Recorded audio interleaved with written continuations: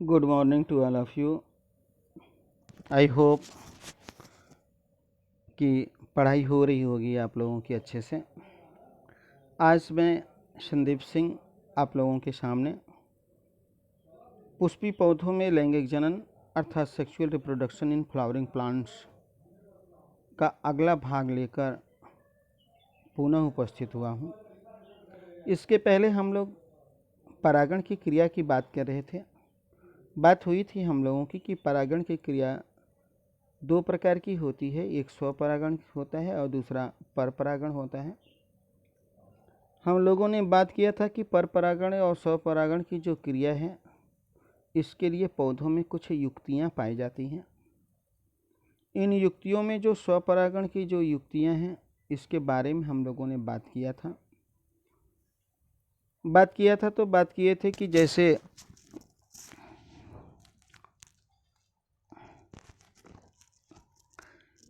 युक्तियों के बारे में जब बात किए थे तो जैसे द्विलिंगता या उभयलिंगता, अर्थात जब नर और मादा जननांग एक ही पुष्प में होते हैं तब इसे द्विलिंगी पुष्प कहते हैं। जब द्विलिंगी पुष्प होते हैं तो स्वपरागण की क्रिया में वृद्धि हो जाती है। नेक्स्ट अगला बात हम लोगों ने किया था कि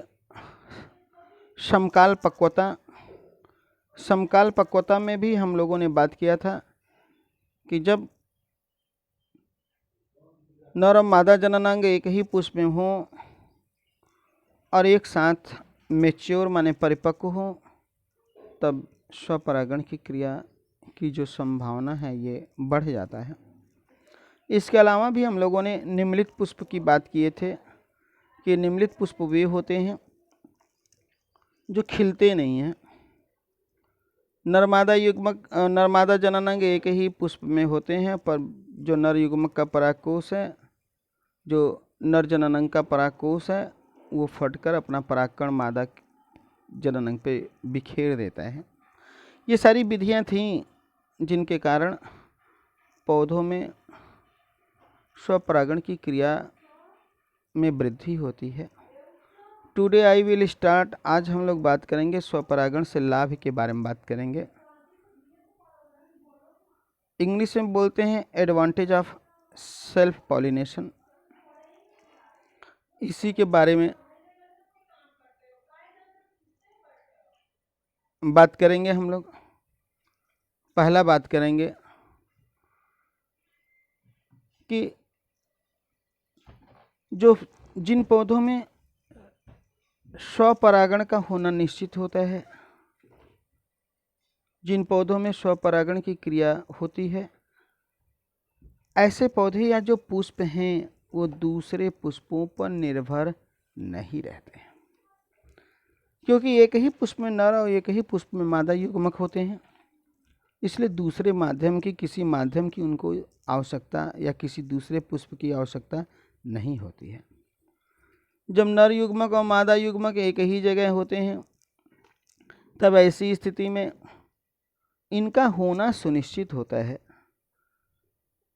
अर्थात स्वपरागण की क्रिया संपन्न हो जाती है। नेक्स्ट,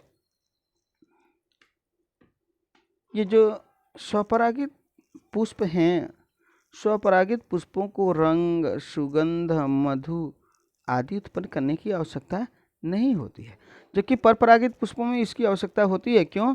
क्योंकि परपरागित पुष्पों में परागण की क्रिया के लिए किसी अन्य माध्यमों पर निर्भर रहता है, कीट पतंगों पर निर्भर रहना पड़ता है, और कीटों आदि को आकर्षित करने के लिए उनका रंग चटकीला, उनको सुगंध, मधु इत्यादि उत्पन्न करने की आवश्यकता होती है, किंतु स्वपरागण में ऐसी कोई आवश्यकता नहीं होती है। नेक्स्ट, जब परपरागण की क्रिया होती है तो वहाँ पे जो परागकण है वो लाखों करोड़ों में बनते हैं, बट स्वपरागण की क्रिया में अधिक परागकणों की आवश्यकता नहीं पड़ती है। थोड़े से ही अगर परागकण हैं तो उससे भी कार्य हो जाता है। नेक्स्ट, जो स्वपरागित बीज हैं, स्वपरागित बीज शुद्ध नस्ल के होते हैं। क्यों? क्योंकि एक ही पौधे का नर मादा आपस में जनन करते हैं, इसलिए इसके जीनोम में कोई और जीन्स या गुणों में किसी अन्य गुण का समावेश नहीं होता है, इसलिए शुद्ध नस्ली होते हैं। अर्थात इनके गुण वही होते हैं जो कि पैतृक गुण होते हैं, इनमें नई गुण उत्पन्न नहीं होते हैं।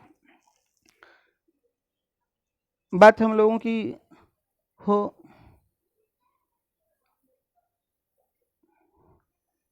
कि स्वपरागण से हानियां क्या हैं, क्या क्या डिसएडवांटेज हैं स्वपरागण की क्रिया से। तो स्वपरागण एक तरफ इससे कुछ लाभ हैं तो दूसरी तरफ बहुत से हानियां भी हैं। जैसे स्वपरागण की क्रिया से जो बीज बनते हैं और इनसे जो पौधे उत्पन्न होते हैं, ये पौधे कमजोर होते हैं। जो स्वपरागण की क्रिया से जो बीज उत्पन्न होते हैं, ये संख्या में कम होते हैं, भार में हल्के होते हैं, आकार में छोटे होते हैं, जिससे हमारा जो पैदावार है, हमारा पैदावार प्रभावित होता है। नेक्स्ट, ऐसे जो बीज हैं वो शीघ्र नहीं पकते हैं। जब शीघ्र नहीं पकते हैं तब उनके भंडारण इत्यादि में भी जो किसान इत्यादि हैं या हम लोगों को दिक्कत आती है। नेक्स्ट, ऐसे बीज उत्तम श्रेणी के नहीं होते हैं, इनमें नए गुणों का समावेश नहीं हो पाता है, और जब नए गुणों का समावेश नहीं होता है तो नई नई जातियों की उत्पत्ति भी नहीं होती है, और नई जाति की उत्पत्ति नहीं होगी तो आज हम लोग यहाँ न होते, तो जैविक विकास की क्रिया रुक जाती है। इसलिए स्वपरागण की क्रिया अच्छी नहीं मानी जाती है। अब स्वपरागण यहाँ पे हम लोगों का समाप्त होता है, संपन्न होता है। अब हम लोग बात करेंगे परपरागण की क्रिया के बारे में बात करेंगे। एज यू नो, जैसा आप जानते हैं कि परपरागण की क्रिया वह क्रिया है जिसमें किसी एक पौधे के पुष्प का नरयुग्मक उसी जाति के दूसरे पौधे के मादा के वर्तिकाग्र पर जाता है, तब यह क्रिया परपरागण कहलाता है। परपरागण में एक पुष्प के परागकण उसी जाति के दूसरे पौधे के पुष्प के वर्तिकाग्र पे पहुंचते हैं, यही क्रिया क्या कहलाती है? परपरागण। परपरागण क्रिया का सबसे प्रमुख लक्षण यही है कि इसमें बीज इत्यादि उत्पन्न करने के लिए दो पौधे प्रयुक्त होते हैं। वंस अगेन कह सकते हैं कि परपरागण वह क्रिया है जब किसी एक पौधे के पुष्प का नरयुग्मक उसी जाति के दूसरे पौधे के पुष्प के मादा के वर्तिकाग्र पर पहुंचता है, तब यह क्रिया परपरागण की क्रिया कहलाती है। पौधों में परपरागण की क्रिया के लिए भी कुछ युक्तियां पाई जाती हैं, और ये जो युक्तियां पाई जाती हैं ये इसीलिए पाई जाती हैं ताकि पौधों में परपरागण की क्रिया अधिक से अधिक हो। ये जो युक्तियां हैं, इन युक्तियों में जो प्रमुख रूप से हैं वो फर्स्ट ऑफ ऑल एकलिंगता अर्थात यूनिसेक्सुअलिटी है, स्वबंधता माने सेल्फ स्टेरिलिटी है, स्वदूषण अर्थात सेल्फ पॉइजनिंग है, पृथक पक्वता अर्थात डाइकोगैमी है, विषम रूपता माने हेट्रोमॉर्फिज्म है, और अनात्म परागणता माने हार्कोगैमी है।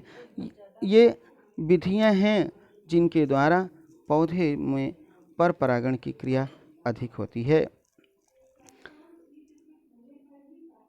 First of all I will take unisexuality या डिक्लेनी, इसे हिंदी में एकलिंगता कहते हैं। तो एकलिंगी पुष्पों में जो नर और मादा जननांग हैं ये अलग अलग पुष्पों पर पाए जाते हैं। नर और मादा जननांग अलग अलग पुष्पों पर पाए जाते हैं। तब ऐसे जो पौधे होते हैं, ऐसे पौधों को एकलिंगी तथा यह घटना एकलिंगता कहलाती है। ये जो एकलिंगता या यूनिसेक्सुअलिटी है ये भी दो प्रकार का होता है, दो प्रकार के होते हैं। इसमें जो पहला है वो है एक क्षयक या उभयलिंगाश्रयी। इसमें नर और मादा जो जननांग हैं वो एक ही पौधे पर लगे होते हैं। ऐसे पौधे को हम एक क्षयक कहते हैं। किंतु यहाँ पर प्रायः जो नर पुष्प होते हैं वो शीर्ष की ओर होते हैं और जो मादा पुष्प होते हैं वो नीचे की ओर लगा रहते हैं।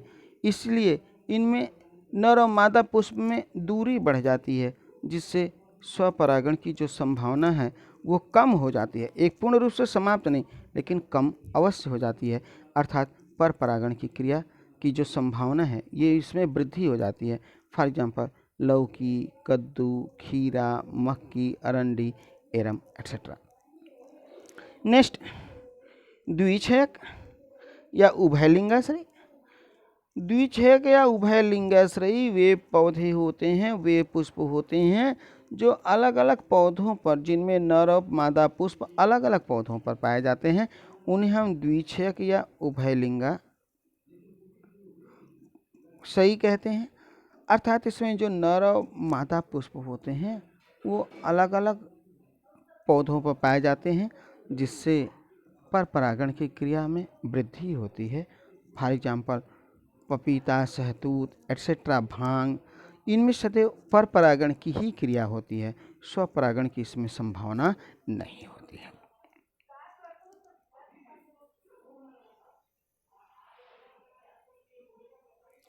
नेक्स्ट, तीसरा हम लोग बात कहेंगे स्वदूषण की बात करेंगे, सेल्फ पॉइजनिंग।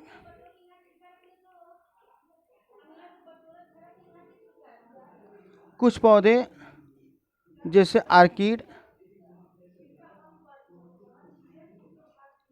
जब एक पुष्प के परागकण उसी पुष्प के वर्तिकाग्र पर पहुंचते हैं तो वो पॉइजन का कार्य करते हैं, वो विष का कार्य करते हैं, जिससे ये पुष्प तुरंत सूख जाते हैं। यह घटना स्वदूषण अर्थात सेल्फ पॉइजनिंग कहलाता है। इसके पहले एक पॉइंट और है, उसके बारे में थोड़ा सा हम लोग डिस्कस कर लें।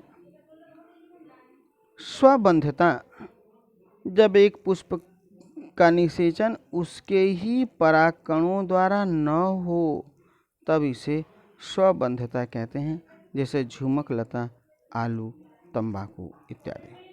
नाउ फोर्थ इज पृथक पक्वता। आप लोगों को जब हम स्वपरागण की क्रिया बताए थे तो उसमें बताए थे समकाल पक्वता, अर्थात जिसमें नर और मादा पुष्प यानी उनके जो जननांग है एक ही समय पे जब मैच्योर होते हैं, परिपक्व होते हैं, तब इसे हम समकाल पक्वता कहते थे। समकाल पक्वता में स्वपरागण की संभावना बढ़ जाती है, किंतु जब पृथक काल पक्वता होता है, भिन्न काल पक्वता होता है, अर्थात नर जननांग और मादा जननांग अलग अलग समय पे परिपक्व होते हैं, तब वहाँ पे पर परागण की संभावना बढ़ जाती है।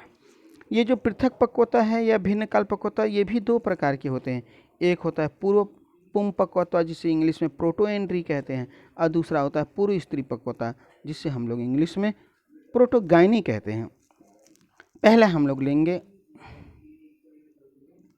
पूर्व पुम पक्वता, जिसे हम लोग प्रोटोएंड्री कहते हैं। इस दशा में एचनेम पूर्व एंड्री फॉर एंड्रोसियम एंड्रस, इसमें जो नर जननांग हैं जो वो जल्दी मैच्योर हो जाते हैं, मादा जननांग बाद में मैच्योर होती है। इससे जो है पर परागण की क्रिया की जो संभावना है इसमें वृद्धि हो जाती है। तो इस दशा में जो पुष्प में परागकोश हैं वो अंडाशय से पहले पकते हैं और फटकर अपने परागकण गिरा देते हैं, जो दूसरे पुष्पों के वर्तिकाग्र पर पहुंचकर उनका परागण करते हैं। ऐसे पुष्प को पूर्व पुंपक या प्रोटोएंड्रस कहते हैं, जैसे गुड़हल, कपास, सूरजमुखी, गेंदा, धनिया, सौंफ एक्सेट्रा। नेक्स्ट इज द पूर्व स्त्री पक्वता, ऐसे नेम इंडिकेट्स प्रोटोगैनी बोलते हैं, अर्थात इसमें जो मादा जननांग है वो पहले मैच्योर होगी, नर बाद में मैच्योर होता है। आइए, इस दशा में जो पुष्प का जो अंडाशय है वो परागकोश से पहले पकता है और वर्तिकाग्र दूसरे पुष्प से आए परागकणों को ग्रहण कर परागण की क्रिया संपन्न कराता है। ऐसे पुष्पों को स्त्री पक्व कहते हैं, जैसे बरगद, पीपल, अशोकन, शरीफा, गुलाब, तंबाकू इत्यादि। हालांकि प्रोटोगाइनस कंडीशन यानी पूर्व स्त्री पक्वता, ये जो घटना है ये पौधों में कम मात्रा में पाई जाती है। नेक्स्ट, विषम रूपता, हेट्रोमॉर्फिज्म इंग्लिश में बोलते हैं। परागकोश तथा वर्तिकाग्र की स्थिति के आधार पर पुष्प 2 अथवा 3 प्रकार के होते हैं। पुष्पों में यह विषम रूपता 2 कारणों से होती है। 2 रूप में होगा, द्विरूपता 3 वाला होता है, इसे त्रिरूपता कहते हैं। आइए देखते हैं, है ना, कि ये 2 या 3 क्या हैं।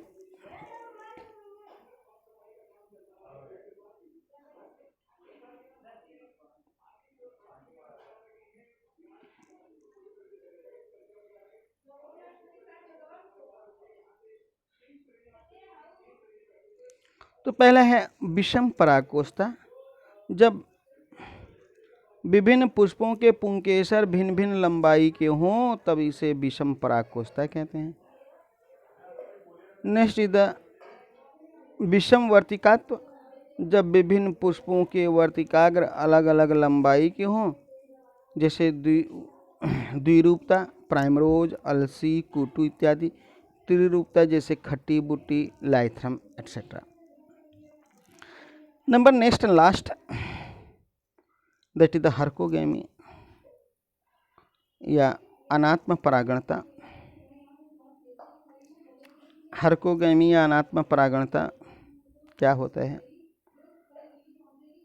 तो जो समकाल पक्व पुष्प हैं, समकाल पक्व माने जिनमें स्वपरागण की क्रिया होती थी, इनकी पुष्पीय भागों में कुछ ऐसे अनुकूलन हो जाते हैं जिससे कि उनमें स्वपरागण नहीं हो पाता है।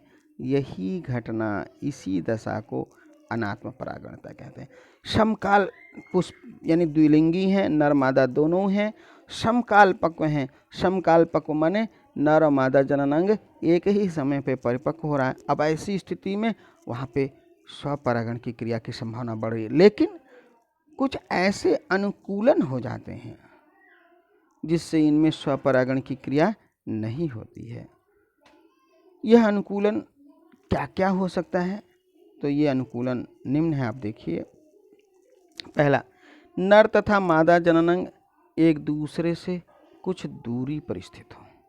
नर और मादा जननांग एक दूसरे से कुछ दूरी पर स्थित हो, तो ऐसी स्थिति में जो है द्विलिंगी पुष्प हैं, समकाल पक्व हैं, फिर भी इनमें जो है स्वपरागण की संभावना नहीं होती है, अर्थात परपरागण की संभावना बढ़ जाती है।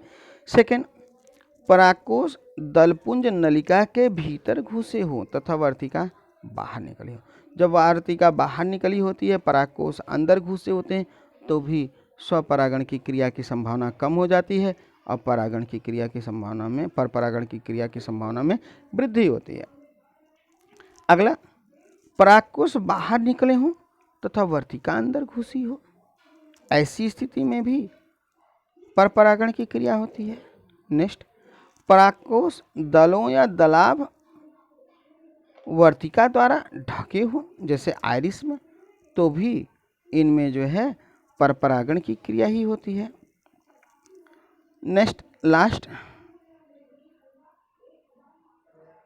परागकोश तथा वर्तिकाग्र की जो सापेक्षिक स्थिति ऐसी हो जो स्वपरागण की क्रिया में बाधक हो, जैसे मदार, आर्किड एट्सेट्रा, तब भी ऐसे पुष्पों में परपरागण की क्रिया ही होती है। यहीं पर आज का हम अपना ये लेक्चर समाप्त करते हैं। उम्मीद करता हूँ कि आप लोग पढ़ रहे होंगे, लेक्चर को देख रहे होंगे, समझ रहे होंगे। तो अब हम आज का टॉपिक क्या, आज का लेक्चर यहीं पे समाप्त करते हैं। आपका दिन शुभ हो।